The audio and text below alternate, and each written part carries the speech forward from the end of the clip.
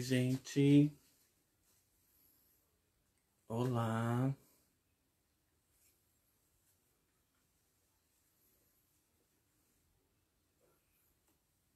Olá, tudo bem?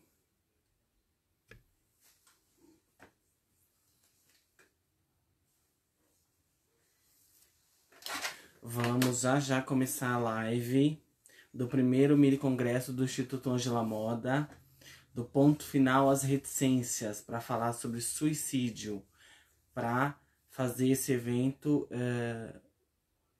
para conscientizar sobre o suicídio.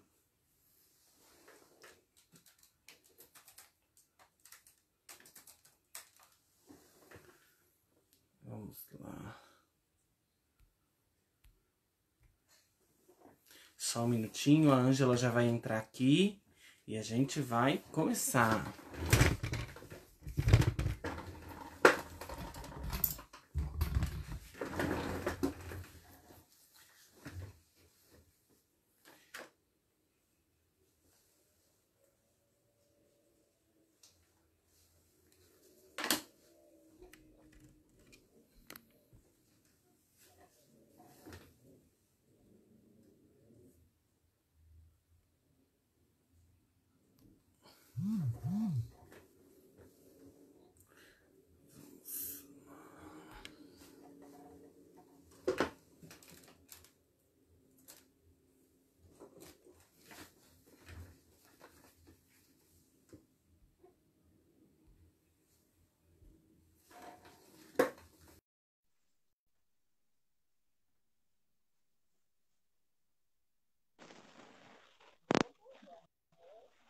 Oi, amiga. Oi, amiga.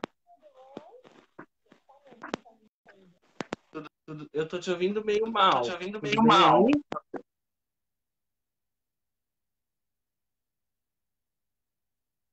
Você tá travada aqui pra mim.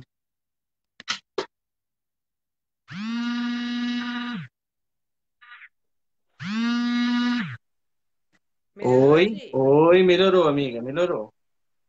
Tá, tirei o fone. A gente tenta com fone, não dá, e a gente já vai mudando as estratégias. Acontece, Isso né? é, isso é viver nessa era tecnológica, né? A gente vai Então, vivendo e aprendendo, né? exatamente, é o desafio, né? Eu brinco que são os nossos desafios para o momento. Completamente. Como você está? Estou bem, e você? Muito trabalho essa semana? Tô bem também, muito trabalho. Menina, nunca trabalhei tanto. Faz parte. Todos estamos nesse ritmo frenético, né? Pois é, pois é. Bora, Até quem não tá Diogo. trabalhando muito tá meio corrido, né? Verdade, verdade. Acho que é o clima do momento, né? Eu acho que é um momento assim bem diferente. O Guilherme tá pedindo para você levantar um pouquinho a sua câmera, Diogo. Assim? É. Melhorou, Gui? Melhorou, Guilherme? Eu acho que sim. Eu acho que sim. Bom, Melhorou pra você Diogo, aí? aqui tá bom. Tô te vendo um pouquinho mais para cima. Tá cortando um pouco sua cabeça. Só um pouquinho para Ah, cima. Aí, fechou. Bom, perfeito. Diogo. Muito, muito, muito, muito obrigada por aceitar o nosso convite, né? No dia Imagina. inicial, num mês tão, né, significativo. Então, em nome do Instituto, agradecer gentilmente, né, você que aceitou aí o nosso convite para esse desafio, um pouquinho sobre, né, as questões nas quais a gente já vem discutindo há muito tempo, falando um pouquinho É, aí da comunidade. E aí eu já vou, né, te perguntar algumas coisas, mas antes eu quero falar para o pessoal aí que está nos assistindo, dizer que nós estamos no terceiro dia do nosso mini congresso. Então, quinta-feira eu fiz uma palestra, né? Falei um pouquinho sobre do ponto final do sofrimento psíquico ao suicídio, né? Depois veio a Patrícia junto com o Jefferson, né? Eles falaram um pouquinho sobre a questão da família, o suicídio na família, e agora, né, o nosso uhum. excelentíssimo queridíssimo Diogo está com a gente. E amanhã a gente fecha, né, a nossa nosso mini congresso com a Mônica, falando um pouquinho sobre as questões do suicídio na terceira idade. Um assunto também Muito bem bem. polêmico. Agradecer a todos, né, que estão aí com a gente. Agradeço muito a você e a Patrícia, a Mônica, né, o Jefferson que organizou tudo isso, nosso, né, se não fosse ele nas divulgações, no incentivo e até na idealização do projeto. Então, o Ele Jefferson arrasa. vive aí nos dando uma mão muito grande. O Guilherme está dizendo para você levantar um pouquinho mais a sua câmera, que diz que está pegando até a sua boca. Eu, Eu tô. eu até abri aqui num outro dispositivo para tentar ver, né? Que eu nunca fiz no Facebook. E aí, porque assim, ó, na minha tela, se eu deixo Tá bem, assim, eu não tô tô te me vendo. vendo. Eu me vejo cortado. Mas se assim melhora para todo mundo, perfeito. Estou te vendo. Eu acho que está tranquilo. Bom, acho que podemos, né, iniciar aí. Eu brinquei. Eu queria que você falasse primeiro, antes de eu fazer as perguntas aí mais técnicas, eu queria que você falasse um pouquinho sobre quem é, né, o Diogo, como que surgiu todo esse trabalho. Então, fala aí pra gente um pouquinho mais, Diogo. Bom, vamos lá. Meu nome é Diogo Inácio, eu sou um homem gay e a partir dessa vivência, dessa experiência e de todos os lugares, né, físicos e emocionais que já passei, decidi falar sobre diversidade. Engraçado que não foi uma decisão assim, ai, do dia para, não foi uma decisão planejada, foi do dia para noite. Um dia eu não queria e outro dia eu percebi que eu já fazia, né? Então eu criei a Elo Diversidade para falar de diversidade, levar a importância da diversidade em máximo de pessoas que conseguir. Hoje, eu particularmente e muitas das pessoas que estão próximas a mim, a gente vive numa bolha. A bolha é ótima, é bem quentinha, onde a galera tá ok com pessoas LGBT, a gente entende que o racismo existe, que as pessoas precisam ser incluídas, que existe machismo, que existe um monte de problema. Mas quando eu saio da minha, descubro que não. Então, esse é um dos maiores objetivos, atravessar essa bolha com a Elo Diversidade e levar informação e educação para a diversidade para o máximo de pessoas que eu conseguir. Nas empresas, em ambientes acadêmicos, na sociedade, em forma de lazer e cultura. Então, esse é o objetivo principal da Elo Diversidade. Muito legal, Di. Então, levar uma informação de qualidade, atingir as pessoas, para que a gente consiga perceber melhor essa temática. A mesma forma como você fala de viver na bolha, né? A sociedade também tem uma dicotomia e vive numa bolha. Então, o quanto é necessário aproximarmos uns dos outros, né? E aí a gente constrói uma Exatamente. sociedade, né? Unindo as nossas forças, né? E sem divisões, nessa questão Exatamente. do mais integrado possível. E isso é fator de proteção para a saúde mental. Para a gente Com começar certeza. falando do tema, me ajuda aí descrever o que essa sigla, né? LGBT, era LGBT+, agora aumentou mais umas letras. Conta pra gente qual que é a nomenclatura correta. Bom, essa é uma pergunta que, ao mesmo tempo que é simples, é complexa. Essa sigla, ela está em movimento, não é uma coisa física que você coloca e ela fica lá. As pessoas, elas crescem, elas se reinventam, elas se redescobrem, elas se moldam e se remoldam, constroem e se desconstroem. Então, isso é muito importante. Por exemplo, nos anos 90, a sigla que existia aqui no Brasil era GLS. E o S era Uhum. de simpatizante, né? Isso. Daí, para hoje em dia, 2020, muita coisa mudou, coisas entraram, coisas saíram. Por exemplo, houve um tempo que a sigla era GLBT.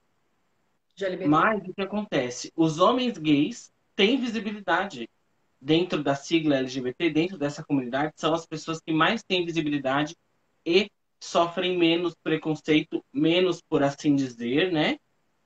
E aí houve essa mudança e foi colocado o L na frente, para a gente parar de invisibilizar as mulheres lésbicas.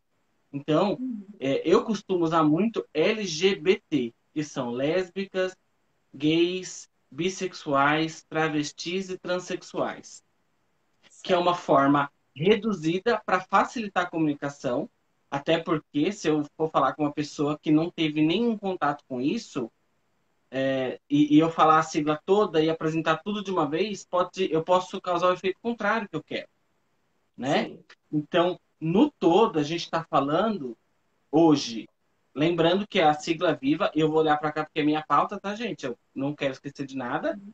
Claro.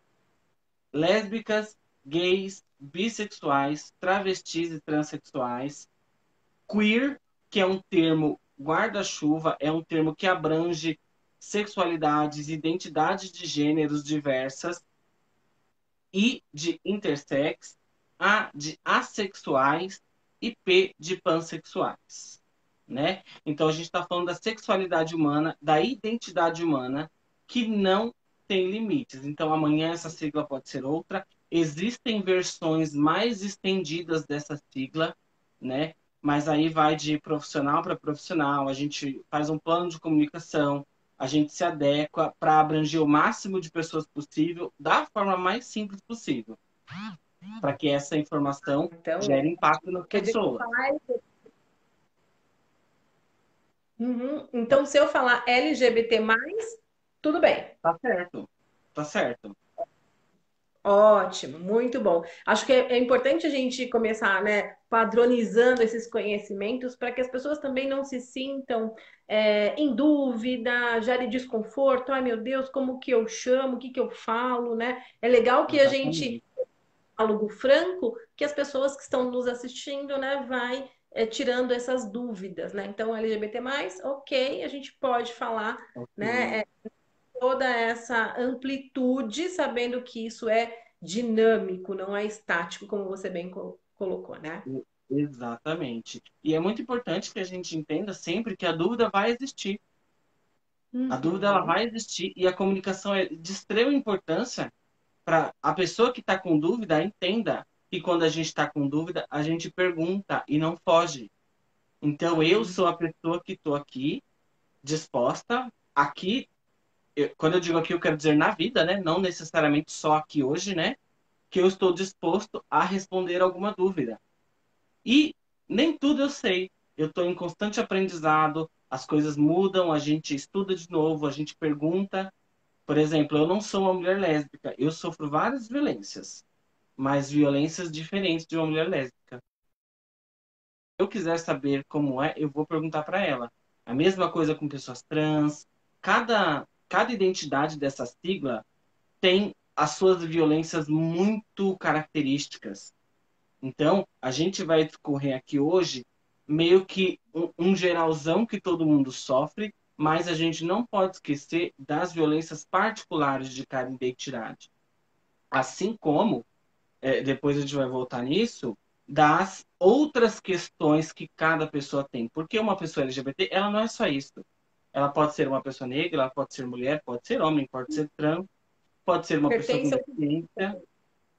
pertence a outros grupos, né? Exatamente. E esses fatores, eles se cruzam em algum momento, né? Mas, enfim, deixa eu só pontuar uma coisa, Ângela, que eu vi hoje. Hoje, uma pessoa, uma conhecida, postou nas redes um vídeo sobre linguagem neutra. E a pessoa estava explicando sobre linguagem neutra, que ainda não é oficial no Brasil. O português não tem pronomes neutros como outras línguas, então isso está em construção, né? Porque, novamente, a língua é algo vivo, é reflexo da cultura, então também se transforma. E essa conhecida, ela postou assim: ai, amigos, eu sou livre de qualquer preconceito, mas não precisa disso. E é muito interessante, né? E eu não acho ela a pior pessoa do mundo, eu acho que isso nem vem ao caso. Mas é muito impressionante quando a dor é do outro, não tem problema, né? É Hum, desnecessário, é um exagero. né? Porque a gente está falando de uma pessoa, uma mulher heterossexual, que não sabe como é ter a sua identidade atacada diariamente, né? Então isso é Interessante. um pouco complexo, né? E você falou uma coisa legal de pensar, da gente pensar o quanto que as pessoas consciente ou inconscientemente minimizam a dor do outro, né?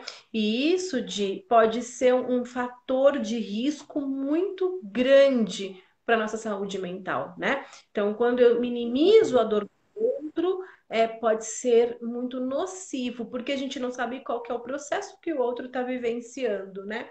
Então, eu acredito que tem uma questão de responsabilidade em relação ao que nós falamos e como nos pronunciamos ou nos manifestamos. A gente sabe que, infelizmente, a internet é coisa de ninguém, né? É terra de ninguém. Que as pessoas falam o que Exatamente. quer, da forma que quer. Eu estava até ouvindo agora um vídeo da Rita, não sei se você já viu ela, uma drag educadora, super bacana, Maravilhosa. ela é professora de sociologia, maravilhosa, né? E aí ela fala sobre que a gente não vai com preparo para a internet, né? Os nativos da internet, as pessoas que nasceram, não têm um preparo para se portar na internet, de que fala, como fala, não tem uma responsabilidade, né? E nem Exato. pensa no que vai produzir no outro, ou às vezes pensa e mesmo assim faz para atacar, né? Então é o que você está falando. Exato. Tem essa questão de um ataque direto, né? Que pode ser ou inconscientemente. É, é bem complexo, né? Porque, assim, em linhas gerais, eu costumo falar, né? A gente não pode acreditar que todo mundo é criminoso. Então, tem uma parte lá que ataca diretamente, intencionalmente, por um motivo ou por outro, né? Mas tem uma galera, eu acho que a maioria, que é só falta de limite, que acha que o mundo é aquilo ali, que tá vendo na tela do celular, esquece que atrás daquele perfil tem uma pessoa, né? E isso eu acho que é uma questão para todo mundo, entendeu? Todo mundo em algum momento, eu, você, os nossos pais, a nossa família, teve algum tipo de comportamento sem perceber que estava ferindo alguém, né? Sim, Então, no que eu estou fazendo e não o que o outro está fazendo, né? exatamente. A gente está falando dessa problemática, até para falar para o nosso público, porque é uma das questões que interfere diretamente na saúde mental e que pode terminar, né, com um ponto final, infelizmente, do suicídio, e a gente já vai entrar nessa parte. Mas antes, uma outra pergunta que gera muita dúvida, que pessoas, até pacientes meus, me perguntam sobre a questão do orientação, gênero, e você explica isso fantasticamente, né? Orientação sexual, algumas pessoas dizem escolha, né? Sexual, opção sexual. Então, clareia pra gente isso, por favor. Vamos lá. É muito, muito, muito importante que a gente aprenda a respeitar quem as pessoas são. E tudo bem eu não entender a diferença entre orientação sexual e identidade de gênero. O que não está tudo bem é por eu não entender, eu fingir que não existe e, por assim dizer, violentar essas identidades. Mas vamos lá. Primeiro de tudo, não é opção, não é escolha, não é comportamento sexual, é orientação sexual. Da mesma forma que pessoas heterossexuais sempre foram héteros, e é assim que elas vivem suas vidas, pessoas sexuais, bissexuais, pansexuais, assexuais também têm essa orientação que é inerente à escolha, né? Então, uma coisa que eu costumo dizer é: eu não escolheria ser violentado todos os dias. Então, não é uma questão de escolha, né? Vamos lá. Identidade de gênero. Identidade de gênero é como eu me vejo, como eu me reconheço, como homem, como mulher, ou como os dois, ou como nenhum dos dois, porque existe a questão da não binariedade e a gente aprende que só existe homem e mulher e que só existe um jeito de ser isso. e a sexualidade e a identidade humana é muito maior do que isso, né? Então, novamente, identidade de gênero é como eu me vejo, como eu me reconheço, quem eu sou.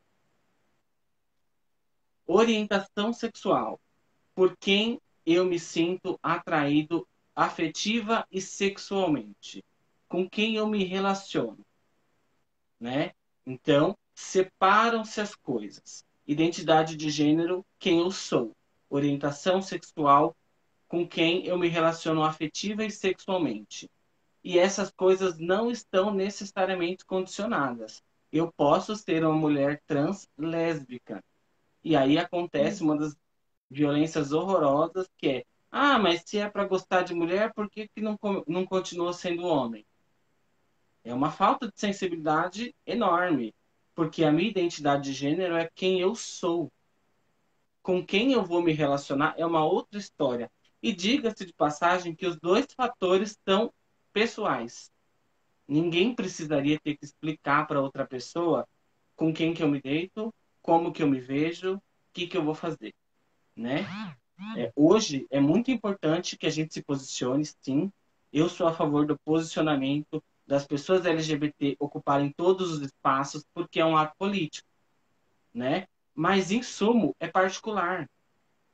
Eu não tenho obrigação de expor a minha intimidade dessa forma.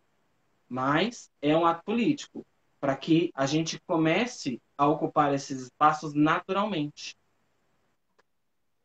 Muito bom, Di. Eu acho que esses são os conceitos assim que mais eu escuto falar, de que dá dúvidas e você esclareceu super bem. Então, aí nosso público tenho certeza que vai aí levar essa informação para a vida. Obrigado. Obrigada. A gente Deixa falou eu só então um pouquinho. agradecer a todo mundo que está entrando aqui. Pessoal, muito obrigado. Iago, Renato, a Carol, o Jefferson, todo mundo que está aqui. Um beijo e obrigado. Áurea,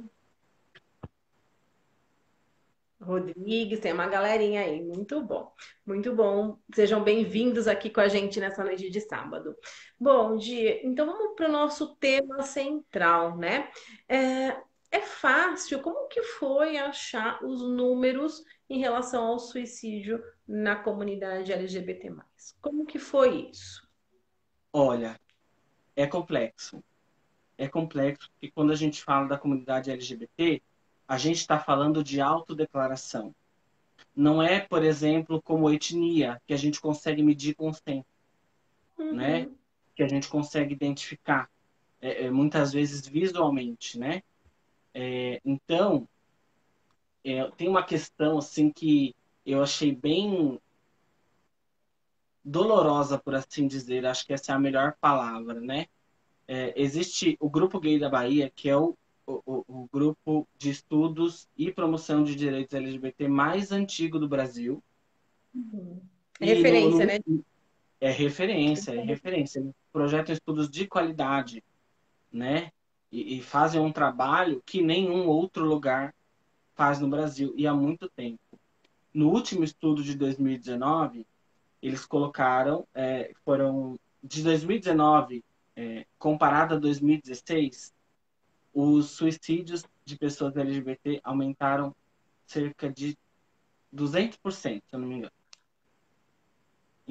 E, além disso, existe uma problemática muito séria, que é a pessoa LGBT, ela depende da família ou dos amigos comunicarem que ela era uma pessoa LGBT e que ela se suicidou. E são dois fatores que causam vergonha na sociedade brasileira. Então, são dois fatores que as pessoas omitem intencionalmente, né? Assim, não vou entrar no mérito do luto da família, porque essa é uma outra questão, né? Mas percebe que mesmo após a pessoa falecer por suicídio, ela continua tendo a sua identidade violentada. Ela continua não sendo respeitada. Negada. Nossa, que dado interessante para a gente pensar, né? Então, a gente sabe que os números de suicídio já não são confiáveis, né? Porque muitos Suicídios são caracterizados como acidentes, né? Então fica aí, né, numa dúvida. E aí, quando a gente leva essa dúvida, mais essa declaração da família, né? Então deixa o número ainda mais duvidoso. Mas, como você bem colocou aí, teve, mesmo com os números, né, o real já teve 200, quanto é? 200%. 200% de aumento. Porque o Grupo Gay da Uau! Bahia Eu vi, começou a medir em 2016. Da primeira medição à última, a gente tem esse valor absurdo. eu estava também olhando uma pesquisa de Oregon, né, Estados Unidos, falando Uhum. que as pessoas da comunidade LGBT têm mais 5 vezes, né, chances de morrer por suicídio. Então, aumenta aí o número. Cinco Exatamente. vezes. Eu Bastante, né? tenho, eu tenho algumas estatísticas aqui que eu acho interessante, mas antes eu quero falar um pouquinho da teoria do estresse das minorias, tá? E, Sim. pessoal, eu vou dar uma olhadinha aqui na minha pauta que eu não quero esquecer de nada. Eu achei a teoria do estresse das minorias é uma coisa nova para mim, eu conheci faz pouco tempo, então eu vou até ler aqui para não falar nada errado. Bom, a teoria de estresse das minorias propõe que o estresse se sofrido de forma crônica por minorias em decorrência de uma vida inteira de não aceitação, de rejeição, de discriminação, estigma e violência. Lembrando que violência não é só violência física. Esse estresse contribui para que essa população tenha risco aumentado da saúde física e mental em relação ao restante das pessoas, né? As pessoas LGBT, por exemplo, nos estudos que corroboram para essa teoria, têm maior chance de sofrer de ansiedade e depressão, abuso de substâncias lícitas e ilícitas e a maior chance de suicídio, né? E um ponto importante, que mesmo após o indivíduo sair do famigerado armário, né? Não, as coisas melhoram, mas não necessariamente resolvem, porque a gente tem uma vida inteira de estigma para tratar, uma vida inteira de violência que fez a gente aprender que a gente não merece amor, que a gente não merece ter uma família, que a gente precisa estar em constante estado de alerta, porque a gente vai ser agredido em algum momento, né? Entre outras coisas, depois tem um mapinha Hum. aqui que eu fiz dessas causas de sofrimento psíquico, né? Que são Muito importantes e que nem são. todas as pessoas LGBTs têm todos esses fatores, mas eu acredito que 100% de nós passam por ali em algum momento, né? E Legal. Ô, tem Di, você falou, também. eu vou tomar a liberdade de falar o que acontece no nosso corpo quando estamos sob forte estresse, né? Por favor. Então, o estresse é uma reação natural do organismo, né? Então, é natural, todos nós sofremos estresse. Quando nos deparamos com um objeto ameaçador, né? Então, esse objeto ameaçador me gera o medo, né? Eu vou reconhecer aquilo como algo perigoso, então eu vou sentir como emoção primária o medo, e daí vai disparar os circuitos neuronais, né? Então a amígdala responde através, pega a amígdala, que é responsável pelas emoções, o lóbulo frontal, e aí há uma mensagem para disparar noradrenalina, adrenalina e cortisol, tá? Porque o nosso corpo se prepara ou para fuga ou para o ataque, né? Então, o nosso corpo fica preparado para que a gente reaja àquele estímulo, e isso foi o que garantiu a nossa sobrevivência, né, ao longo desses anos, tá? O que que acontece com o estresse crônico? Esse sistema, ele fica muito tempo agindo, porque normalmente, quando o perigo sai de cena, o nosso corpo entra em homeostase. Ou seja, o sistema parasimpático faz a gente estabilizar. E quando a gente está falando do estresse crônico, não acontece essa estabilização. Acelerado e eu o tempo inteiro sentindo ameaças. né? E o que que pode Exatamente. acontecer? Vai enfraquecendo os nossos órgãos, né? Então, eles vão enfraquecendo e pode gerar uma doença física, né? Atingida por algum órgão, ou, como você bem colocou, a ansiedade, o transtorno de ansiedade, a depressão, enfim, né? O nosso corpo vai reagir porque é muito tempo nessa condição que teria que ser passageira. É muito interessante você colocar esse ponto técnico, Ângela, que eu me enxergo nessa situação. Por exemplo, hoje isso é menos comum, né? Mas, por exemplo, antes de sair do armário, era o dia inteiro, saiu de casa, essa agonia, essa tensão no corpo, porque eu ia ser chamado de viadinho, eu ia ser exposto, eu ia ser humilhado, eu tinha medo de apanhar, né? E tem até uma questão que está se falando muito na internet hoje, que é gay culture, né? E tem umas coisas que as pessoas esquecem. Gay culture, que é a cultura gay, é ter medo toda vez que passa numa roda de homens. Que vai deixar o meu corpo assim, até hoje. Até hoje, eu tenho 31 anos, já superei muitas coisas, né? Ainda assim, se eu passar perto de um grupo de homens, eu fico nesse estado de alerta constante causado pelo estresse. Porque o que eu recebi desse perfil de pessoas ao longo da vida foi violência. Então é o que eu espero que eles Tem- vão fazer. Você tem uma memória sobre isso, né? Isso tá na sua memória. Exatamente. E aí é o gatilho, quando você vê, né, o grupo de homens, ativa o gatilho. E aí você sente, né, todas essas reações físicas. E isso, né, a gente está falando de você, que é uma pessoa estudada, que é uma pessoa que se cuida, né, engajado na luta. Vamos pensar na pessoa que está ainda se descobrindo, na pessoa que está sem ter a certeza, né, do que de fato quem ele é, né, o que que ele gosta, o que que ele quer. E essa pessoa está tentando esconder isso. Então, olha o medo de ser descoberto. É horrível, né? É uma é muito difícil de explicar, porque como que você explica que você viveu anos da sua vida 100% do tempo preparado para o ataque? E um ataque que vinha, né? Porque o ataque primeiro e mais violento, a gente até conversou sobre isso, né?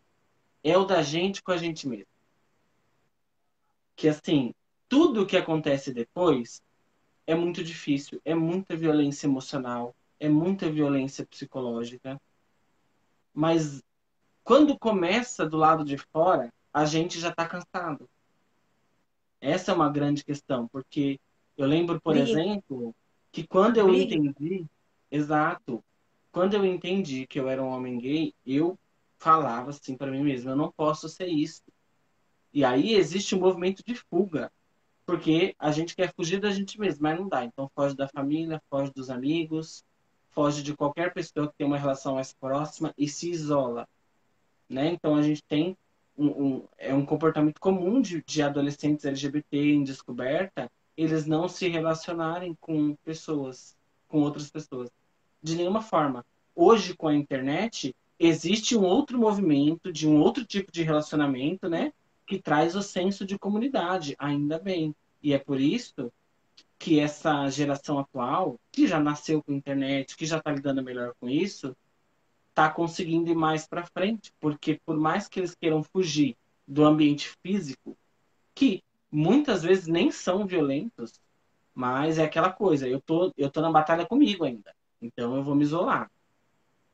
Eles acham essa comunidade que a gente precisa lá na internet, né? Muito Então, coisas aí, né? Olha isso, só, esse isolamento podendo ser fator de risco para uma depressão, né? Do quanto ele se sente sozinho, quanto ele não tem a rede socioafetiva, ou porque de fato negligenciam, ou porque ele não consegue acessar, né? Então aí a gente tem um risco. E também a gente falou lá no começo da internet, da tecnologia como algo de risco. E agora a gente já está falando da tecnologia como um fator de proteção, Sim, né? Então, se encontrar nesses grupos, poder ser quem de fato ele é, sem máscaras, né? Pode ser um fator de proteção, né? Porque ali você cria, exatamente. a gente cria uma conexão, mesmo que virtual. Então, olha a internet, né? A tecnologia indo para os dois extremos. Exatamente. A prevenção, né, proteção. E eu acho que a internet, o que faz a internet exclusivamente nessa questão ser um ponto a favor é a representatividade. Porque a gente vem de um lugar, eu me entendi que sou gay. O que eu vou sentir? O que a sociedade brasileira e mundial, né, mas é importante que a gente fale do nosso contexto, né, faz que eu sinta vergonha de mim mesmo. E aí eu consigo acessar lá na internet que existem pessoas como eu e que esse sofrimento vai passar e que ela vai aprender a lidar com algumas coisas e que ela pode fazer escolhas melhores, né? Então essa representatividade, ela é responsável para que eu passe menos tempo sentindo pena de mim mesmo e querendo não existir. E existe um movimento que eu falo, não, eu quero ser igual a essa pessoa. Essa pessoa é igual a mim e ela tá bem, ela conseguiu superar e todo mundo tem problema, mas tem uma saída, né? Quando a gente enxerga que existe uma saída, a gente corre atrás dela. Antes da gente saber que existe, que é como a minha geração, por exemplo, e as anteriores, que era só a gente mesmo, não tinha ninguém para ver, todo mundo que era LGBT no bairro, na cidade, era chacota, era violentado, muitas vezes empurravam a gente para colaborar com essa violência. Então é claro que a gente não ia querer estar naquele lugar. É claro que a gente ia fugir, né? Então essa representatividade deu um 360 completo na população LGBT hoje. Olha que bom. Fantástico a gente poder ouvir isso, né? Os dois lados. Eu acho que nada é 100% ruim, nada é 100% bom. Tudo nós precisamos pensar nesses dois pesos. Não tem uma dicotomia, né? Ou é branco, ou é preto, ou é sim, ou é não, né? E a gente consegue transitar e olhar, né, de uma forma mais ampla para essas questões. Exato. Está criando, inclusive, um pensamento crítico, né, sobre as questões. A gente não fica num lado só defendendo uma tese, a gente consegue sair, né, e olhar de cima esses dois fatores aí que são de Conseguir extrema enxergar a importância. infinidade de coisas que tem no meio dos extremos, né? E pegar o melhor deles. Muito bom, Di. E aí a gente então está falando um pouquinho sobre. Você vai falar dos números agora? Eu quero trazer alguns números importantes, mas antes eu quero pontuar uma coisa aqui.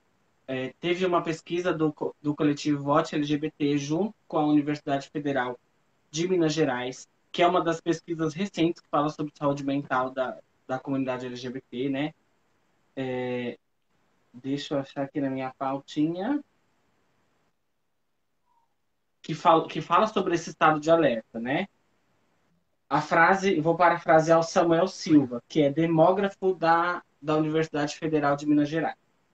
Por causa do preconceito, do medo da violência, muitas pessoas que fazem parte da comunidade LGBT vivem em alerta, com cautela, o que já as deixam vulneráveis à depressão e ansiedade. Uma outra situação é que, com o isolamento social, pessoas que vivem em casas onde há relações conflituosas sofrem muito mais.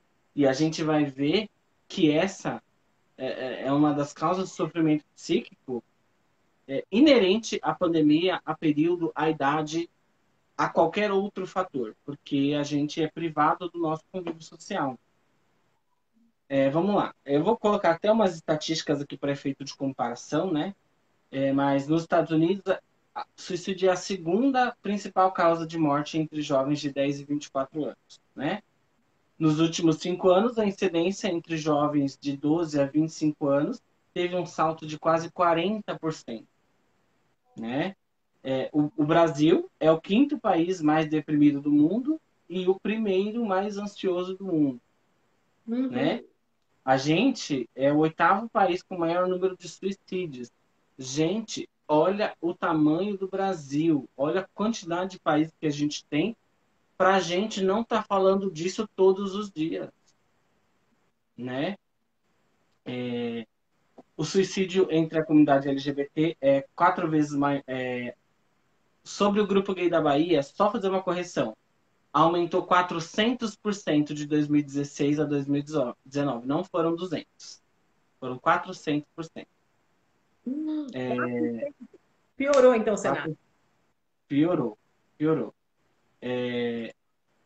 Houve 10 mil entrevistados pela Universidade Federal de Minas Gerais, junto com o coletivo Vote LGBT. E dentro dessa pesquisa, 44% das lésbicas, 34% dos gays, 47% das pessoas bis e pansexuais e 42% das pessoas trans temem sofrer de problemas de saúde mental na pandemia. Ou seja, a gente está num lugar, a gente constrói a nossa identidade e sai daquele lugar tenebroso, aquele lugar de autopiedade, de falta de autocuidado e autopreservação, né? E vai para a vida. E de repente a gente tem que voltar, muitas vezes fisicamente, para o lugar que mais te agrediu, né? Por exemplo, pessoas trans que não são aceitas pela família e saíram e foram viver a sua vida, fazem sua terapia hormonal e não tem mais condições de se manter durante a pandemia, né? É importante que a gente pense que a gente parece que tudo voltou ao normal, mas não voltou. Às vezes que a gente não consegue se movimentar com liberdade, né? E eu estou falando de movimento físico, movimento econômico, movimento social, movimento emocional, né? E essas pessoas são impedidas de ser quem elas são nesses lugares, né? Você vai ter uma cama para dormir se você for assim, do jeito que eu quero, né? Então, assim, muitas pessoas que passam por isso preferem estar na rua, muitas aspas do preferem, né? Porque elas não suportam mais ter a sua identidade violada, violentada, né? Ter que voltar para aquele estágio de sentir vergonha de si mesmo, né? Então, é um pouco complicado, né, a questão das estatísticas, porque dependem da autodeclaração. Hoje existem muitos coletivos LGBT, existe um trabalho muito grande sendo feito. Me orgulho de fazer parte desse trabalho, mas tem pessoas que têm um trabalho que é ainda mais importante, que é de contar, de Uhum. falar assim, vamos, quem é o quê? Como que você está? O que você está passando? Para a gente ter alguma medição, que é importante, né? Então, existe esse trabalho, ele está em movimento, mas essas estatísticas, elas são complexas, por assim dizer, né? O que a gente sabe é que, de forma geral, são mais suscetíveis ao suicídio e à ideia de suicídio do que pessoas heterossexuais, né? E aí, dentro disso, eu trouxe um mapinha de sofrimento psíquico. Pode falar, amiga. Pensando aí no que você está falando, olha só, pandemia, então isolamento social, mais as questões das dificuldades financeiras, né? Então a gente tem esse cenário. A pessoa ela não consegue mais se manter como ela estava. Então ela vai ter que buscar uma outra alternativa. Voltar para casa, né? Pedir para voltar para casa pode ser uma violência muito grande, né? E aí, a pessoa pode, de alguma forma, buscar outros caminhos, como você colocou, né? O morar na rua, né? Ou até mesmo o uso e abuso de álcool e outras drogas, como uma forma ruim e autodestrutiva, né? De se Sim. manter adormecido, para que eu não consiga encarar a realidade, Anestesiado, né?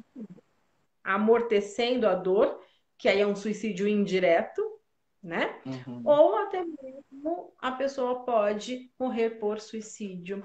Então, são vários caminhos, né? O quanto que essa pessoa, pensando na sua estrutura psíquica, em quem ela é, no que ela construiu, quantas as pessoas vão ter recursos para lidar com essas escolhas, né? Então é muito difícil a gente pensar, né? Será que eu tenho recurso interno para voltar para casa neste momento, né? Engolir um pouco, segurar minha onda lá até eu me reestruturar, depois eu saio e vou seguir minha vida? Será que eu tenho recurso para isso? Né?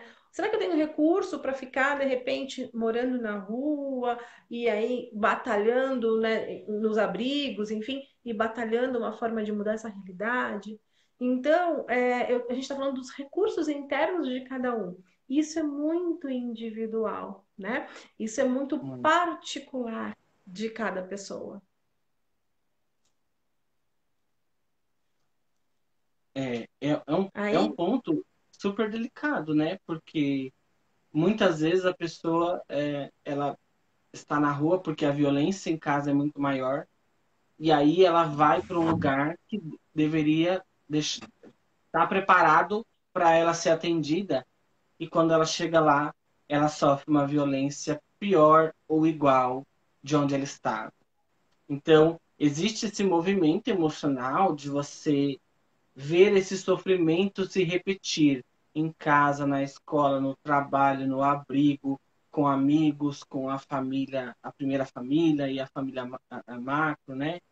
Então, pensando nisso, a gente tem um gancho desse sofrimento psíquico que mesmo quando você cresce, como você disse, existe aquela memória. E quando acontecer alguma coisa que te remete àquilo, você volta para aquele sofrimento, né? quais são os recursos que eu tenho, né? E aí, até o estágio que você falou na regressão, primitivo mesmo, né? Primitivo de ficar desesperado, sem chão, totalmente desestruturado, sem conseguir, inclusive, usar a parte do cérebro que a gente fala que é o lóbulo frontal, que é da tomada de decisões, né? A pessoa não consegue acessar essa nossa função cognitiva e quem ativa? O cérebro primitivo, que é o instinto que nós temos, né, o cérebro reptiliano.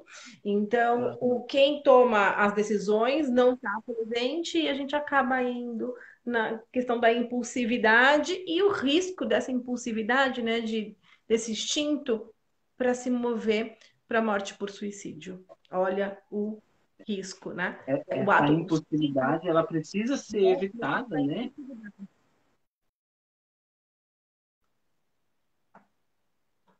Di, tá me Deu uma ouvindo? travadinha, amiga. Deu uma Deu uma travadinha, travada, mas agora voltou. apareceu tudo bem. Agora eu estou te ouvindo. Pensando nisso, amiga, eu fiz um E é mapinha isso. que eu gostaria de compartilhar de sofrimento psíquico, partindo da minha experiência e da experiência dos meus pares. Eu gostaria de salientar aqui que todas as pessoas LGBT, dentro da sua letra correspondente, têm violências muito específicas. E eu vou dar um exemplo que é uma coisa triste de falar, mas precisa ser falado, porque senão as pessoas não vão saber. O, a quantidade de estupro corretivo em mulheres lésbicas e homens trans é gigantesco, né? Algum tempo atrás, houve o assassinato da travesti Dandara, e a partir desse, houve várias notícias que não é que o assassinato de travestis e mulheres trans aumentou, é porque eles estavam sendo noticiados. E são violências com requintes de crueldade. Por exemplo, em Campinas, uma travesti que foi assassinada e arrancaram o coração dela. Arrancaram o coração. Então, a gente precisa entender que essas violências físicas e emocionais têm suas particularidades, né? E que nem todo mundo passou por esse mapinha que eu vou falar aqui. Mas é importante que a gente entenda que as Sim. pessoas sofrem coisas diferentes de nós, né? De uma realidade de opressão que é grande, e a gente que é LGBT, quando está crescendo, a gente não só aprende a ir para a escola, a conviver em sociedade, como a gente tem que aprender a conviver com a gente mesmo, a esconder quem a gente é, gasta uma energia absurda com isso, e aí muitas coisas ficam pela metade, se atrapalham pelo caminho, né? Hoje, por exemplo, eu ouvi uma pessoa, um jornalista, falando, né, de maturidade emocional de pessoas LGBT, que a gente tem que viver na clandestinidade emocionalmente, né? Tem que se relacionar afetivo e sexualmente escondido. Então, quando a gente está com 25 anos, a gente ainda está aprendendo que a gente pode beijar na boca na rua, né? Mas vamos lá ao mapa, que aí vai ficar Vamos ao mais claro. mapa. No começo desse mapa, eu coloquei algumas coisas muito pessoais, né? Por exemplo, quando eu fui agredido na rua, que eu apanhei, né? Existe um problema que é uma questão que é muito difícil de explicar, mas a violência emocional chegou primeiro do que a física, porque Hum. eu sentia vergonha de falar que eu apanhei e eu fui agredido. Porque se eu falasse que eu apanhei, eu ia ter que falar por quê. Se eu falasse por quê, o mundo ia acabar na minha cabeça. Então, assim, percebe que uma pessoa agredida está se culpando por ter sido agredida. Eu conheço Uhum. pessoas que passaram por isso e têm a mesma sensação, que é difícil passar por isso, né? Foi uma das piores coisas que eu já passei na vida. Não foi eu apanhar, foi a vergonha que eu senti de ter apanhado. A ressaca moral. E a autoculpabilização, né? Então, você se autoculpando. O agressor, o agredido vira, né? O provocador, o Exatamente. algoz, né? Inverte-se os Exatamente. papéis. E isso E é, na como você nossa disse, um processo. realidade é isso, né? Na nossa realidade é isso. Eu que sou LGBT, que tenho culpa por as pessoas LGBTs apanhar, né? Um ponto que eu já até comentei, então eu vou passar rapidinho, que é a angústia, né? Eu lembro que você usou a sua palavra, essa palavra na primeira live, a angústia constante de ser descoberto. Eu não posso falar assim, eu não posso andar assim, eu não posso usar essa roupa, eu não posso ir nesse lugar, não posso andar com essa pessoa. Então não é uma coisa que você pensa um pouco e depois pensa outra coisa. É uma coisa que está lá. E como ele está lá, a gente perde um monte de outras coisas. É um pensamento obsessivo até, né? Esse pensamento ele é obsessivo Exatamente. e disfuncional. Ele fica Exatamente. martelando o tempo inteiro. E nem todo mundo tem a mesma sorte que eu tive de aprender a lidar com ele. Porque eu não posso dizer que ele já foi embora totalmente. Mas ele vai. A terapia ajuda. A terapia é Terapia é tudo. E vou comentar aqui um ponto importante, que há pesquisas, né, da dificuldade que a comunidade LGBT teve nas últimas eleições, e não vou falar de política, que não é o foco, porque se sentiram abandonadas, sentiram que não teriam apoio nenhum, né? E de fato foi o que sempre aconteceu, porque os assassinatos aumentaram, as violências aumentaram, né? E isso é uma problemática muito grande. Mas a gente vai ter que, e a gente vem aprendendo a lidar com isso, né? Mas o fato do cenário político agredir diretamente pessoas como eu causa um sofrimento psíquico, né? E para muitas pessoas foi grande ao ponto dela achar que não conseguiria lidar com aquilo. Você ia falar alguma coisa, amiga? do desamparo, né? Quando você falou dessa questão, me veio o desamparo, né? O quanto que se sentiu desamparado, o quanto que se sentiu perdido, né? Sozinho. Exatamente. Eu até anotei desamparo, porque eu lembro que você explicou essa sensação na primeira live, né? Então, agora, eu vou colocar só alguns outros. Agora que eu vou para o mapinha mesmo, né? Então, assim, Fa- lembrando que, como você comentou, existe a estatística de que uma pessoa sofre de 10 a 15 anos até ter um diagnóstico, né? Então, isso é uma vida inteira de uma criança ou adolescente, né? Então, dentro disso aí, eu percebi que corrobora a jornada da gente se entender e se aceitar, o processo de ter que se esconder o tempo inteiro, ter vergonha de quem a gente é, o bullying, que é um problema sério, né? O não pertencimento social, o isolamento por medo e vergonha, viver em alerta, mesmo depois que a gente cresce, né? Se relacionar na clandestinidade, que é uma coisa que eu falo muito com os amigos, inclusive com o Iago, que está aqui, que a gente se acostuma que viver na clandestinidade é o que a gente merece, porque a gente não vai ter família, a gente não é digno de amor, né? A saída do armário, a ansiedade que essa saída traz e a libertação que ela traz, porque, gente, o peso é físico. O peso de sair do armário, gente, é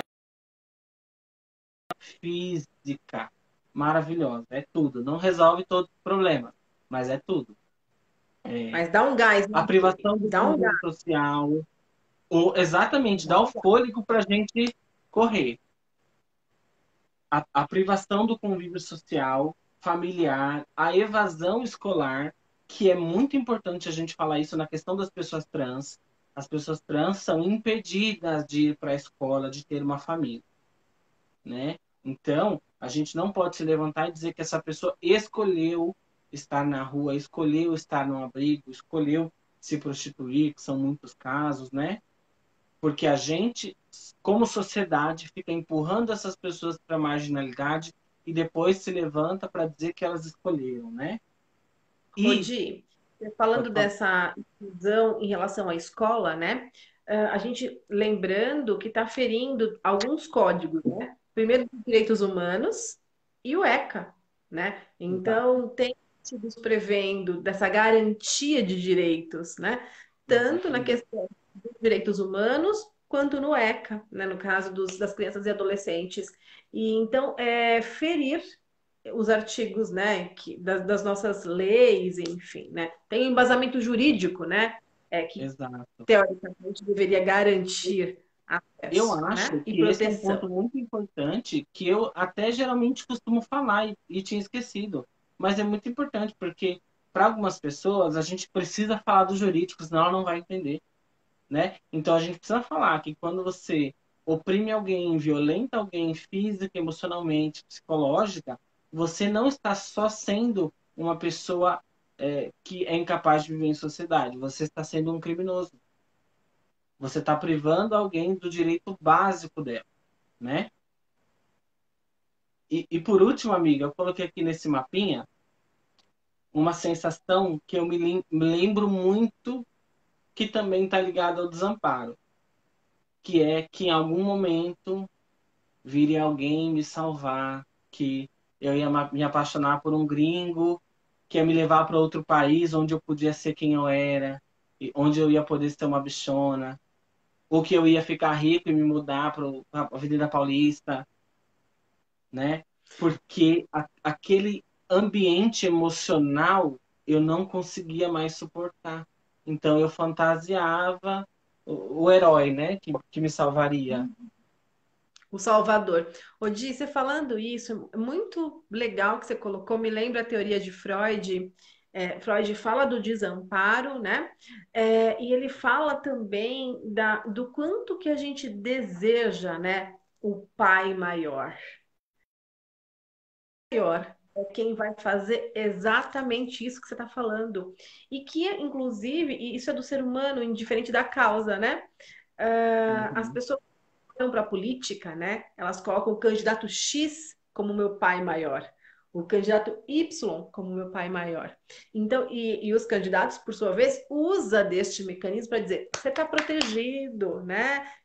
Eu vou te proteger, eu vou te garantir. Isso é uma jogada, inclusive, política, para que essa pessoa, nesse desamparo, acredite nessa fantasia de que finalmente chegou alguém para me salvar. Manipular o emocional das pessoas, é, a, a sociedade já entendeu que dá certo, né? Isso, Então, a teoria do pai maior, Freud fala muito sobre isso, acho que é bem interessante. E aí, quando ele fala do desamparo, né, de não tem nenhum outro caminho, é você aceitar o desamparo e aceitar que você pode se acolher, que você pode se abraçar, que você vai olhar para esse desamparo, mas que quando você consegue, né, esse abraçar-se, você vai ter força, né, para reagir, recursos internos para lidar com todas essas adversidades, né, que a gente está falando aqui. Muitas vezes, para a gente encontrar isso, precisa do processo terapêutico, né? Então, por isso que a gente fala do processo Eu como é mesma. importante, né? Do acompanhamento Sim. psicológico neste momento, né? De entender a sua falta, que ela é real e que essa falta ela não vai ser completada por nada externo, mas sim por você mesmo. É uma jornada bem complexa, né? Porque a gente se acostuma, né? Eu falando como LGBT, eu me acostumei que eu não era suficiente, que eu não era digno, que eu não valia. A minha autoestima eu não vou dizer completamente, porque não é, eu estaria sendo leviano, né? Mas eu tenho autoestima comprometida. Tive episódios da perca da autopreservação, né? Inclusive, já pensei em suicídio, porque a gente vai vivendo e as pessoas vão fazendo a gente acreditar que a gente não tem valor, né? Uhum. O valor que a pessoa hétero tem. É E aí, sempre diga isso, porque eu seria a de vergonha, né? Enquanto uma pessoa hétero seria orgulho. E quando você fala, né, desse pensamento em suicídio, percebe o quanto a gente está falando não é da morte. A gente não está falando da morte, mas o sofrimento é tão intenso que eu quero acabar com esse sofrimento, paralisar o sofrimento, não acabar com a vida. Mas eu entendo que a morte é o único caminho para silenciar a dor. Então, por isso que as pessoas morrem, né, de Exatamente. suicídio. Elas acreditam que é o único caminho para, né, aliviar a dor, para a dor parar, cessar. Pois é, e pensa o quanto é desesperador você olhar em volta e não ver nada, né? Nada que vale a pena, né? É só essa sensação por si só já deve ser algo completamente desesperador, né? Sim. E aí E a gente aí, entende que é uma decisão definitiva para algo que pode ser passageiro.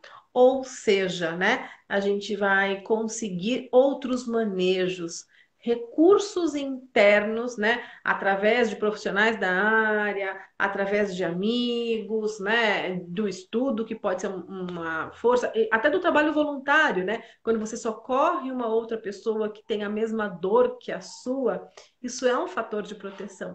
Então, tem outras formas de lutar, não exato, necessariamente escolhendo o caminho, escolhendo não, né? Mas indo pelo caminho do morrer. é bem triste, né?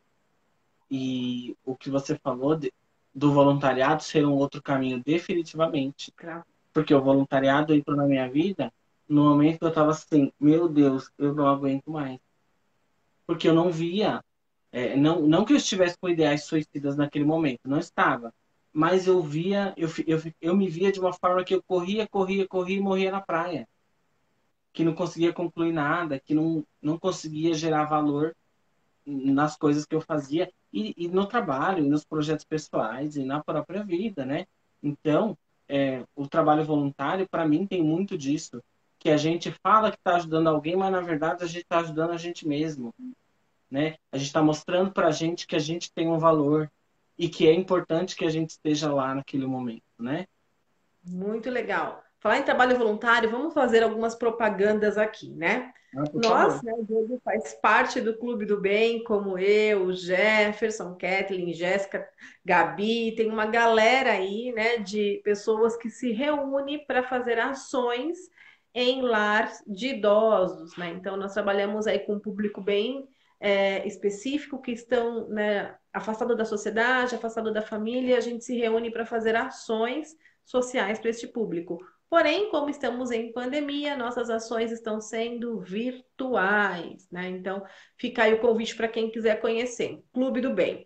Uma outra questão, um outro órgão que é o CVV, o Centro de Valorização da Vida, eles atendem pessoas em sofrimento psíquico, um atendimento 24 horas via telefone, via chat, eles dão palestras, eles têm grupos de pós-venção, que são dos para os sobreviventes do luto, né?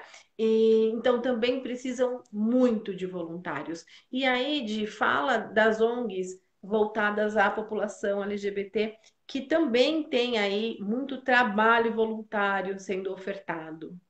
Tem. Olha, eu levantei aqui algumas coisas para indicar para as pessoas, mas antes disso eu quero só pontuar uma coisinha sobre a construção do orgulho. E aí eu tenho uma pergunta para você, né? Porque muitas vezes nós LGBTs estamos lá sofrendo com todas essas coisas e a gente fala, vou procurar ajuda. Ou às vezes a gente nem procura.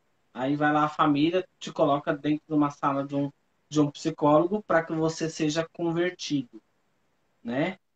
E esse despreparo existe, né? Graças ao Deus, aos céus, ao universo. Isso, eu não acredito que isso seja a maioria, mas eles existem, né? Então, eu queria saber de você quais as consequências de eu começar processo de construção de identidade e de autoestima cair na sala de um terapeuta despreparado. Bom, de que pergunta fantástica. Eu acho que a gente precisa falar disso. Deve ter alguns psicólogos aí ouvindo a gente, e é legal que a gente multiplique essas informações, né? E eu vou falar de psicólogos profissionais da saúde como um todo, né?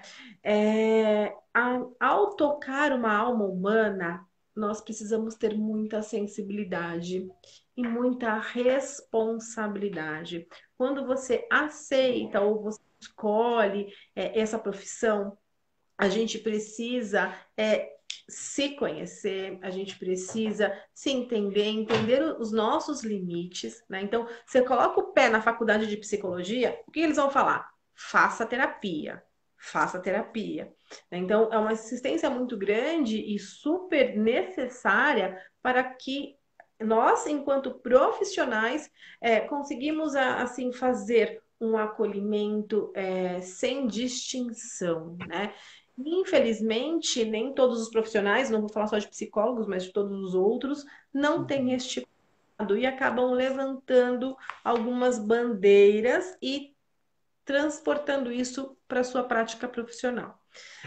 Primeiro, para o paciente, né, pode ser um impacto muito grande, aumentar, né, a sabotagem desse paciente, aumentar o mal-estar no que nele sentir como errado, né?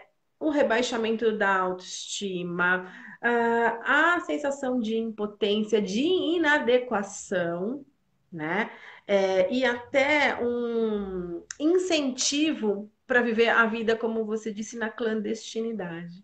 Então, esse profissional que age preconceituosamente com esse paciente pode fazer um estrago muito grande na vida desse ser humano.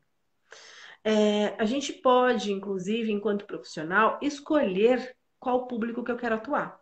Eu, por exemplo, não atuo com crianças, né? Eu entendo que eu não tenho as habilidades necessárias para trabalhar com criança. Posso? Posso, né? E a mesma coisa, de repente, esses profissionais que não se sentem à vontade em trabalhar com com esse público. Simples, Uhum. não trabalha. Não tem problema nenhum, você não é obrigado. A gente precisa, né, saber das nossas limitações. Aí o processo de autoconhecimento, e por isso que é importante a pós-graduação, a sua terapia, né? A olhar para dentro, o profissional olhar para dentro. Eu posso não atender, mas sem manifestar, né, a minha repulsa, o meu preconceito, né? Então eu Uhum. preciso entender e devolver para o outro algo diferente. Então eu vou encaminhar. Mas aí a gente também percebe, né, de que nem todos os profissionais têm essa e conseguem tomar posse dessa limitação. E aí vão para Uhum. aquelas famosas quase que eu morri na época, como que era? Terapia de conversão, né? É, De conversão e tal. de conversão. Infelizmente, a terapia de conversão vira e mexe, alguém levanta essa pauta de novo, né? É, Que E aí, Não sei, para acho que falar eles com esperam que alguém esqueça, né? O que que é. e para falar com você, então eu falei um pouquinho do paciente, né? Olha o que eu trouxe para você. O que é isso aqui? É o nosso código de ética. Então, a partir do momento que eu me formo psicólogo, que eu vou lá no CRP, né, no nosso caso, jurar a minha profissão, eu recebo um código de ética. E a minha ação tem que ser baseada neste livrinho aqui, tá? Esse código de ética. E eu separei de alguns artigos desse código de ética dos psicólogos. Primeiro artigo que fala dos princípios fundamentais da profissão. O psicólogo baseará o seu trabalho no respeito e na promoção da liberdade, da dignidade, da igualdade, da integridade do ser humano, apoiado nos valores que embasam a Declaração dos Direitos Humanos. Então, esse já diz, né, muita coisa. Aí vem o segundo. O psicólogo trabalhará visando promover a saúde e a qualidade de vida das pessoas e das coletividades. Olha aí, né? A comunidade. E Uhum. contribuirá para a eliminação de quaisquer formas de negligência, de discriminação, de exploração, de violência, de crueldade e opressão. Esse é o segundo dos princípios fundamentais, tá? Tem mais aí para a gente dizer o quanto que a gente tem um código e a gente está amparado nele, né? Assim, os nossos pacientes, as pessoas nas quais a gente atende, também está dentro desse código. Aí no artigo 2 do nosso código de ética, a alternativa A, né? Praticar ou é vedado, né? Ou seja, é proibido praticar ou ser conivente com quaisquer atos que caracterizam negligência, discriminação, exploração, violência, crueldade e opressão. B. Induzir convicções políticas, filosóficas, morais, ideológicas de orientação sexual ou qualquer tipo de preconceito quando exercício de suas funções profissionais. E por último, Incrível. é utilizar ou favorecer o uso do conhecimento e da utilização das práticas psicológicas como instrumento de castigo, tortura ou qualquer outra forma de violência. Então, né, Di, eu acho que para perceber o quanto que nós temos uma legislação, tá aqui esse livrinho gordinho, né, que deixa Uhum. muito claro a atuação dos profissionais da área da psicologia, né? Legal. Uma pessoa, um profissional da área infringe esses artigos, ele vai ser julgado e pode, né, ou ser responsabilizado criminalmente por violar os direitos humanos, né? Aí a Constituição, e também ele pode perder o direito de exercer a profissão. Perde então a nossa carteirinha, o nosso famoso CRP. Então, Uhum. pessoas, né? Aí a gente dá um aviso geral, que se sentiram discriminados e tal, saibam que vocês têm aonde recorrer. Né? É muito importante, isso não pode, a gente não pode deixar de passar, né, para as pessoas. Tem código de ética e a gente precisa atuar dentro deste código de ética. Quando começou, né, a falar sobre essas teorias de conversão e tal, a primeira coisa que eu vim era revisitar o meu código de ética e dizer, olha, tá aqui. Vocês não podem falar assim, vocês não podem se manifestar desse jeito. É muito importante que você tenha essa postura, né, Ângela? E para mim, é, eu não sabia, né? Eu não sou psicólogo de formação, então não tenho conhecimento. Mas uma das coisas mais incríveis que eu achei é que não é subjetivo. Não, É, é tá claro, é claro. explícito. Não existe espaço para questionamentos. Se Não. você se formou psicólogo e não concorda com o código de ética, tudo bem, você não exercerá a profissão. Os seus Exato. valores individuais não devem imperar dentro do seu consultório, né? Isso é incrível. A clareza, a objetividade é incrível. Então, é assim, eu posso optar por não trabalhar, né, com esse cliente. Eu posso, eu tenho total direito. O que eu não Uhum. posso é cumprir o que está escrito nele. Eu estou desrespeitando o juramento que eu fiz quando eu, né, peguei lá a minha licença para a atuação profissional, nosso CRP. Então, é uma coisa que eu brinco que eu não discuto política, não levanto bandeiras políticas, só que quando mexe com a minha profissão, né? Quando mexe com o ser humano, a gente precisa se posicionar, né? E a informação é a base da prevenção. A gente precisa, sim, levar ao conhecimento das pessoas isso, né, que eu acabei de dizer. A informação muda o mundo, né, Ângela? Olha, a gente já está chegando no final, né? Mas antes eu tenho uma outra pergunta para você. E eu queria compartilhar uma coisa importante que a maioria das pessoas que não são LGBT não sabem.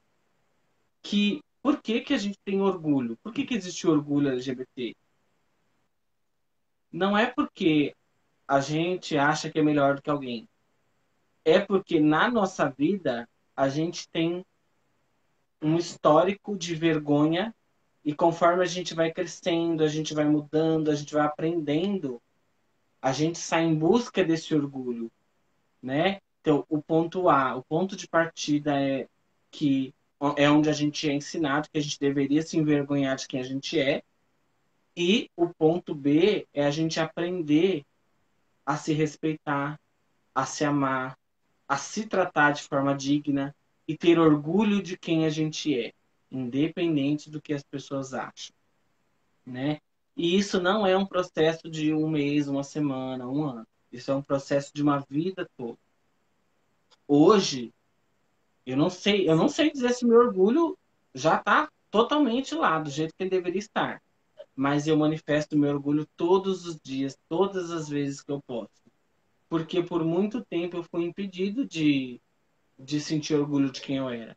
O que comprometeu minha autoestima, o que influenciou nas minhas decisões pessoais, profissionais, amorosas, sociais.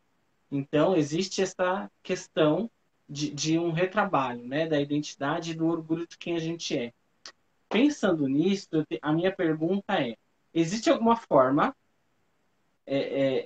de um LGBT combater esses fatores de sofrimento psíquico sem ajuda externa? Né? A gente não, porque a realidade é, a gente não aceita quem a gente é. E isso não vai mudar do dia para a noite como se fosse uma chavinha.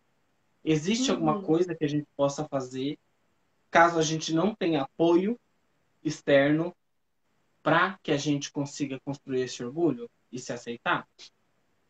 Muito bem colocado, né? De assim, uma pergunta bem, como que eu posso dizer, profunda. A gente sabe que sozinho, muitas vezes, o caminho é complicado, mas que é necessário. Por quê, né? Primeiro, antes de qualquer pessoa externa, né? Antes de buscar ajuda externa, a gente precisa estar aberto, né? A ser ajudado, a ser amparado. Não adianta nós ir lá buscarmos ajuda se eu não estou disposto verdadeiramente a olhar para dentro, né? Então, acho que esse é o primeiro passo. Autoconhecimento. Quem eu sou? Por que que eu sou? O que que eu gosto? O que que eu não gosto? Que a gente chama do processo, né, do sujeito, de constituição do sujeito. O que eu represento para essa sociedade? Qual que é meu papel? Qual é a minha missão nesse mundo?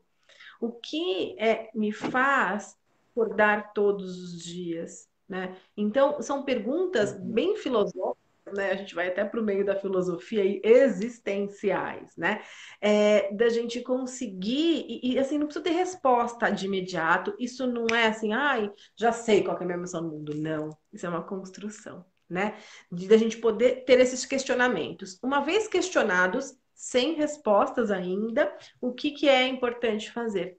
Ouvir pessoas que já passaram por isso, participar dos grupos, assistir filme, ver a literatura, buscar o conhecimento.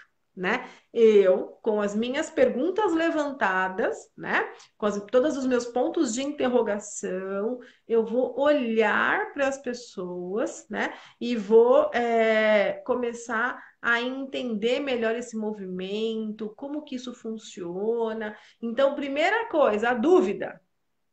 Segundo, né, eu vou criticar, porque eu não preciso aceitar uma resposta de bate-pronto, e eu não preciso aceitar o que o mundo está dizendo que eu sou, né? Então, eu tenho que criticar. Ah, Uhum. você disse que você faz. Será mesmo que você está falando tem razão? Só quem tem, as pessoas, né, elas são responsáveis, a gente não consegue controlar o que o outro fala, mas eu consigo controlar o que eu vou fazer com isso. Qual vai ser a minha reação perante a isso? Por isso que é importante criticar, Exato, né? E aí a gente vem para o exatamente. determinar, para ação, né? Depois que eu fiz esse caminho, é um caminho sofrido, doloroso, inconstante, que a gente vai e volta, né? Eu vou conseguir desenhar melhor, né? Quem eu sou, que profissão que eu escolhi, né? E assim a gente vai se constituindo como sujeito. Ah, na teoria é lindo, né? Mas na Uhum. prática é um processo. Eu brinco, né? A lagarta, ela tem que morrer para nascer a borboleta, né? É esse processo. Se alguém for lá abrir, né, o casulo para a borboleta sair mais fácil, ela não vai estar com as asinhas fortes para voar. Então, por mais que seja um movimento dolorido, de tristeza, de muitas vezes solidão, é uma dor produtiva, é uma dor que vai nos levar do ponto A, como você disse, né, ao ponto B. Essa caminhada. E a gente fala um pouquinho do nome do nosso congresso, né? Do ponto final a reticências, né? O que que Exatamente. significa reticências? Tem muita história para vir pela frente. E aí, né, partindo disso, é olhar para a nossa história, valorizar ela, valorizar as nossas dores, as nossas cicatrizes, porque tudo isso, né, constituiu o meu sujeito, quem eu sou enquanto pessoa. Exatamente. Uma outra frase que eu gosto de falar que o mar calmo não faz um bom marinheiro. Porque É. muitas vezes nessa luta, nessa briga, nesse sofrimento, eu aprendo a ser mais forte. A gente falou da bolha, né? Então, quando eu Uhum. vivo na bolha, nem sempre eu consigo ter os recursos necessários para sair para a vida e lutar. Então, eu preciso, né, dessa minha história, me amparar, aceitar e a partir daí construir, né? A gente fala de legado, de história de vida, quem eu sou, e para fazer, como você disse, a representatividade para outras pessoas. Podemos Exatamente. ser, né?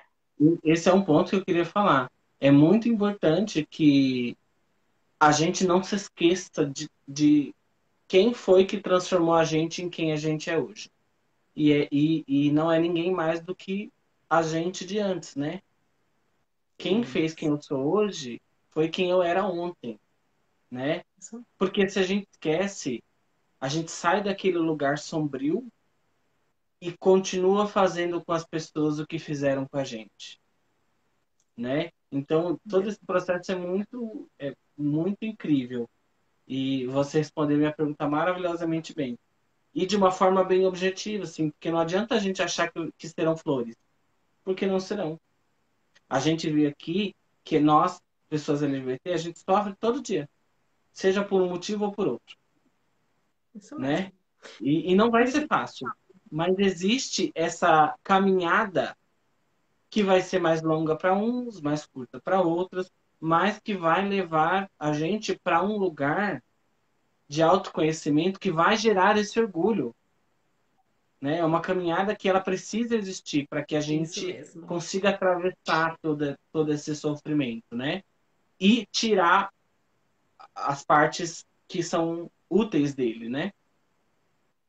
Muito bem, é isso mesmo. E aí você fala, né? Orgulho de ser quem eu sou, orgulho da minha história, da onde eu saí, né? De quem eu fui para quem eu sou. Então, é orgulho de várias maneiras, em vários aspectos, né? E o quanto que isso que a gente está falando aqui é fator de proteção para a saúde mental. E isso previne o suicídio, né? Essa caminhada, esse olhar para dentro, né? Tem um movimento na saúde mental que a gente fala o ponto e vírgula, né? Não precisa ser um ponto final também, é um ponto e vírgula. Tem mais coisas adiante.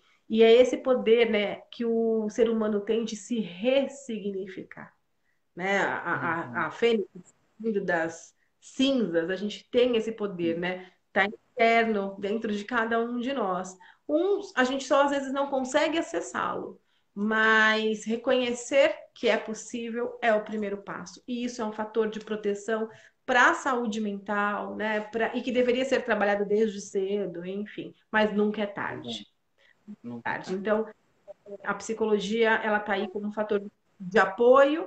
Quem precisar, quem tiver, né, o interesse, conheça mais a respeito dessa ciência, abrace, né, a psicologia aí como um fator de proteção para a vida. Eu brinco que a psicologia me salvou porque é uma paixão na minha vida, é um ponto central. Eu sou assim extremamente grata à psicologia que me fez, né, hoje ser uma pessoa melhor do que eu fui antes. Então, eu super indico, recomendo, né, para as pessoas Uhum. que querem saber sobre o assunto. Tem livros, tem filmes, tem músicas que ajudam a inspirar. Usem desses artifícios.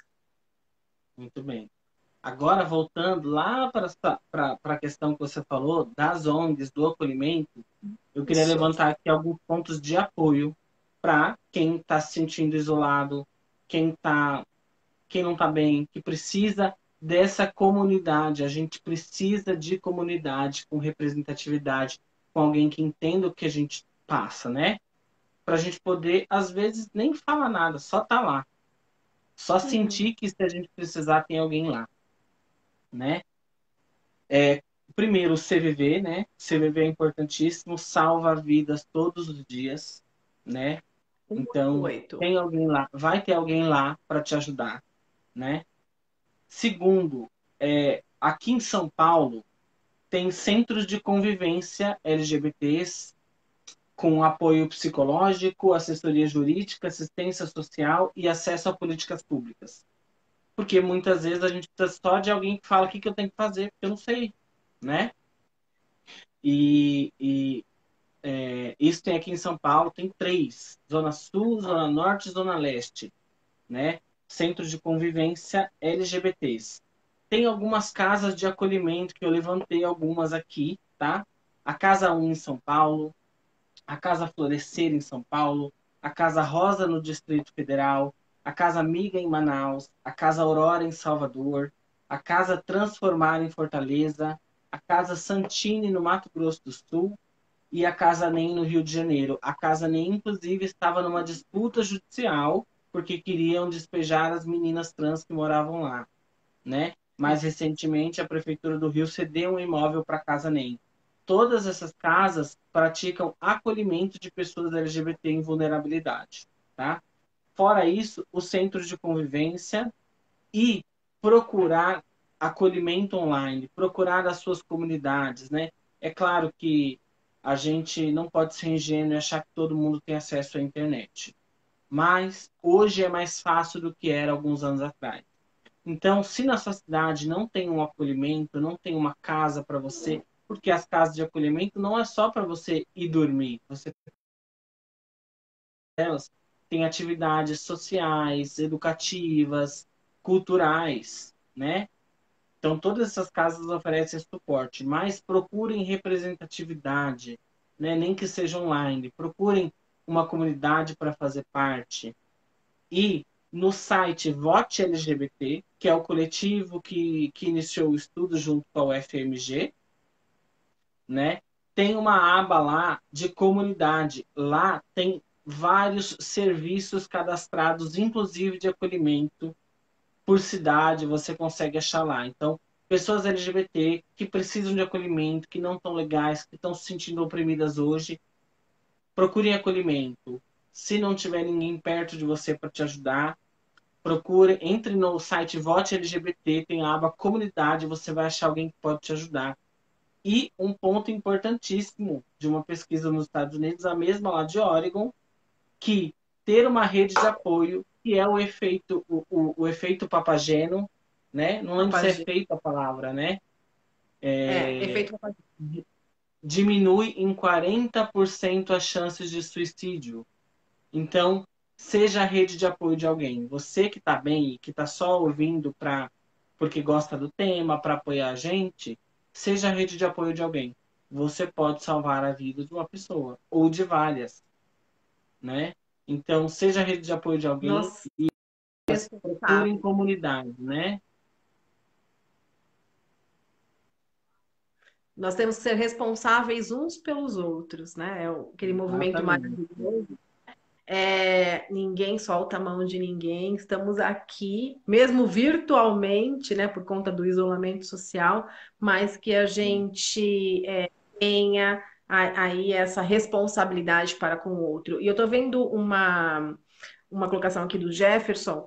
Ângela e Diogo, vocês consideram importante a educação sexual nas escolas como fator de proteção e autoconhecimento? Excelente pergunta para a gente fechar. Está sendo muito discutido isso, né? As pessoas estão indo para uma interpretação errônea do que é a proposta, né? As pessoas pensam que educação sexual é ensinar as criancinhas a fazer sexo, quer dizer, o ato sexual.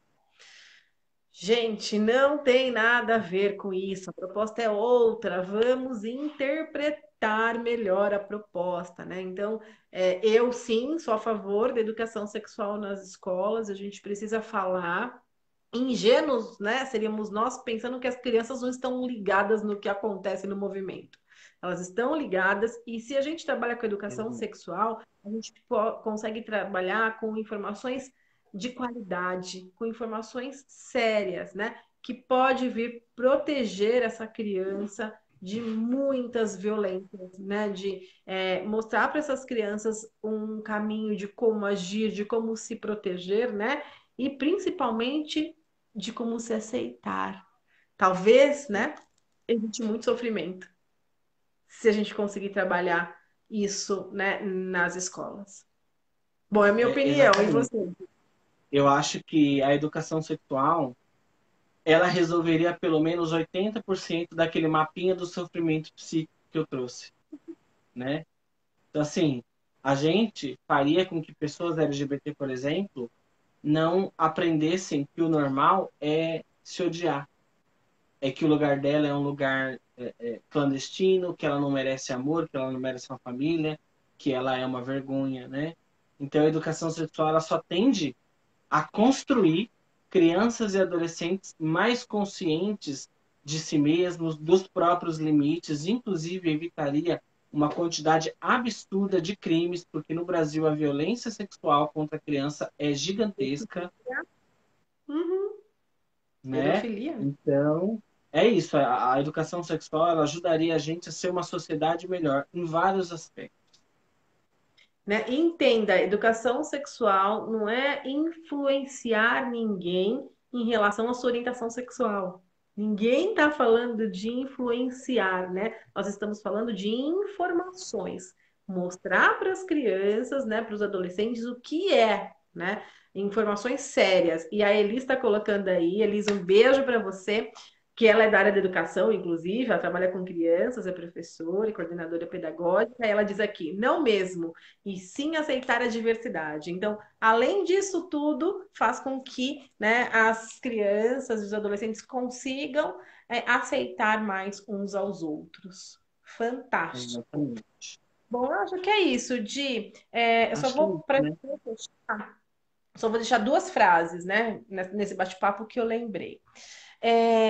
De Jung, né, um também teórico da psicologia, que diz: quem olha para fora sonha, quem olha para dentro desperta, né? Então, o quanto nós precisamos olhar para dentro para nos despertar. Essa é uma. E a outra, ao tocar uma alma humana, seja apenas outra alma humana. Que nós tenhamos mais sensibilidade, mais tato para lidar com as pessoas nas quais a gente convive. Mônica, amanhã. E amanhã Já está me lembrando aqui, o último dia do nosso mini congresso. Mônica, a Mônica maravilhosa estará aqui com a gente. Não percam. Nós vamos falar sobre suicídio, né, na terceira idade. Mônica, que é psicóloga também, mestranda em psicanálise, professora de psicogerontologia, estará amanhã às 19 horas com a gente nesse bate-papo. Agradeço imensamente, né, a sua Ah, eu que disposição, agradeço. essa parceria que a gente está aí fortalecendo a cada dia mais. Eu acho que foi muito esclarecedor, contribuiu muito com o meu desenvolvimento e com as pessoas nas quais a gente está aí podendo atingir. Com Muito, muito, certeza, muito amiga. obrigada. Juntos pela vida. Junto pela vida. Muito obrigado, eu agradeço de coração o convite. É um orgulho participar do primeiro congresso do Instituto Angela Moda e ter essa parceria que a gente vem construindo e fortalecendo. Muito obrigado pelo convite. Pessoal, não percam a live de amanhã da Mônica, que vai ser mais uma live maravilhosa, né? Então a gente espera vocês aqui. Eu vou estar aqui com certeza. E queria pedir para o pessoal, né, que a gente faça a reflexão de não diminuir. Tem muitas coisas que a gente não pode resolver, mas a gente pode não piorar, né? Exato. Então, vamos respeitar a dor dos outros, todos juntos pela vida. E muito obrigado. E sigam Elo Diversidade no Instagram e aqui no Facebook. Muito obrigado. Ô, Di, antes da gente ir, a gente precisa mandar um beijo, fazer uma homenagem ao Luiz, né? Que foi a pessoa que nos apresentou. Então, o É, Luiz, né? é a nossa Direto de conexão, foi a Cancún, nossa primeira um conexão, né? beijo. Foi a nossa primeira conexão. Então, a gente tem muito a agradecer, né? Ele é Muito. fantástico, fantástico ser humano. Obrigado, Lu. E obrigado a todo mundo, gente, que entrou, que participou da live. Eu tô vendo aqui a tia Elaine, a minha professora do prezinho. Ai, que lindo, Obrigado, que lindo! tia. Obrigado a todo mundo, todos os amigos. E Muito. só fazer uma observação: a tia Elaine, junto com todas as outras tias, me deram muito amor quando eu era criança. Isso com certeza mudou a minha vida. Muito obrigado, tia. Obrigado, Muito Lu. Obrigado a todo mundo, gente. obrigada, gente. Boa noite para vocês. Tchau, Um Di. beijo, Um boa prazer. noite. Tchau, Forte. amiga. Um abraço.